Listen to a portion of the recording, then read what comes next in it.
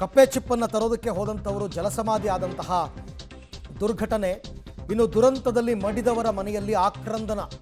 ಸಹಜವಾಗಿ ತಮ್ಮವರನ್ನ ನೆನೆದು ಕುಟುಂಬಸ್ಥರೆಲ್ಲ ಪಾಪ ಕಣ್ಣೀರಿಡ್ತಾ ಇದ್ದಾರೆ. ಎಂಥ ದುರ್ಘಟನೆ ಆಯಿತು ಅಂತ. ಯಾರು ನೋಡಿ ಮನೆಯಿಂದ ಹೊರ ಹೋದವರು ವಾಪಸ್ ಬರಲಿಲ್ಲ ಅಂತಂದರೆ ಹೇಗಾಗೋದಕ್ಕೆ ಸಾಧ್ಯ?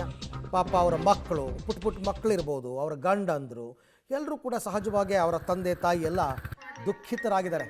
ಎಲ್ಲ ಒಂದೇ ಗ್ರಾಮದವರು. 13 ಜನ ಒಟ್ಟಿಗೆ ಹೋಗಿದ್ದು. 9 ಜನ ಮೃತಪಟ್ಟಿದ್ದಾರೆ. ಇಬ್ಬರನ್ನ ಹಾಸ್ಪಿಟ್ಲಿಗೆ ಸೇರಿಸಿದ್ದಾರೆ. ಇನ್ನು ಇಬ್ಬರು ಕಣ್ಮರೆಯಾಗಿದ್ದಾರೆ. ಅವ್ರದ್ದು ಗೊತ್ತಾಗಿಲ್ಲ. NDRF ಟೀಮ್ ಅವ್ರು ಬಂದಿದ್ದಾರೆ. ಏನು ಅಂತ ಗೊತ್ತಿಲ್ಲ ಅವರಿಬ್ಬರ ಕತೆ, ಕಣ್ಮರೆ ಆಗಿರೋ ಕತೆ.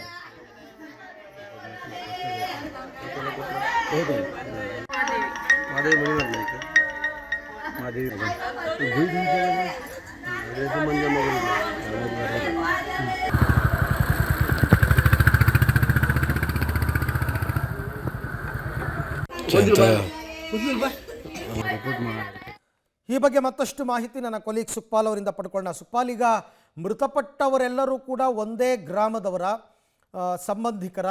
ಈಗ ಅವರ ಕುಟುಂಬಸ್ಥರ ಕಥೆ ಏನು, ಏನೇನು ಹೇಳುತ್ತೆ ಒಬ್ಬೊಬ್ಬರ ಕಥೆ ಅಂತ?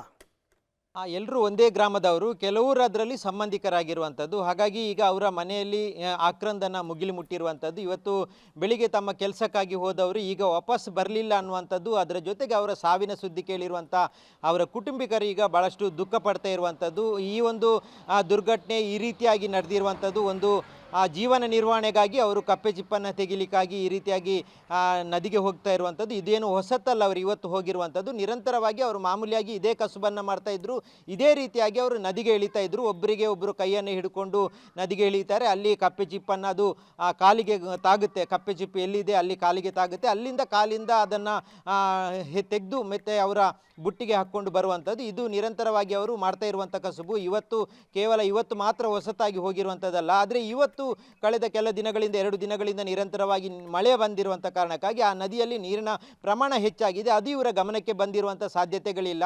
ಮಾಮೂಲಿಯಾಗಿ ಯಾವ ರೀತಿಯಾಗಿ ಹೋಗ್ತಾ ಇದ್ರು, ಯಾವ ಸ್ಥಳಕ್ಕೆ ಹೋಗ್ತಾ ಇದ್ರು ಅದೇ ಸ್ಥಳಕ್ಕೆ ಹೋಗಿದ್ರು. ಅದೇ ಸ್ಥಳದಲ್ಲಿ ನಾರ್ಮಲ್ ಎಷ್ಟು ನೀರಿತ್ತು ಅಷ್ಟೇ ನೀರು ಇರ್ಬೋದು ಅನ್ನುವಂಥ ಒಂದು ಅಂದಾಜಿನ ಮೇಲೆ ಅವರು ಹೋಗಿದ್ರು. ಆದರೆ ಇವತ್ತು ಹೆಚ್ಚಿನ ನೀರಿರುವಂಥ ಕಾರಣಕ್ಕಾಗಿ ಅಲ್ಲಿ ಏನಾದರೂ ಸ್ವಲ್ಪ ಆಳ ಇದ್ದರೆ ಅಲ್ಲಿ ಮುಳುಗುವಂಥ ಸಾಧ್ಯತೆಗಳಿರುತ್ತೆ. ಹಾಗಾಗಿ ಆರಂಭದಲ್ಲಿ ಹೋಗಿರುವಂಥ ಮಹಿಳೆ ಅವರು ಮುಳುಗಿರುವಂಥ ಸಾಧ್ಯತೆಗಳಿದೆ. ಹಾಗಾಗಿ ಅವರನ್ನು ರಕ್ಷಣೆ ಮಾಡಬೇಕು. ನಮ್ಮ ಜೊತೆ ಬಂದವರು ನಮ್ಮ ಗ್ರಾಮದವರು, ನಮ್ಮ ಸಂಬಂಧಿಕರು. ಹಾಗಾಗಿ ಅವರನ್ನು ರಕ್ಷಣೆ ಮಾಡಬೇಕು ಅನ್ನುವಂಥ ಹಿನ್ನೆಲೆಯಲ್ಲಿ ಇನ್ನು ಉಳಿದವರು ಎಲ್ಲರೂ ಅವರನ್ನು ರಕ್ಷಣೆ ಮಾಡಲಿಕ್ಕೆ ಹೋದರೂ ಸಾಧ್ಯ ಆಗಿಲ್ಲ. ಎಲ್ಲರೂ ಇದರಲ್ಲಿ ಮೃತಪಟ್ಟಿರುವಂಥದ್ದು.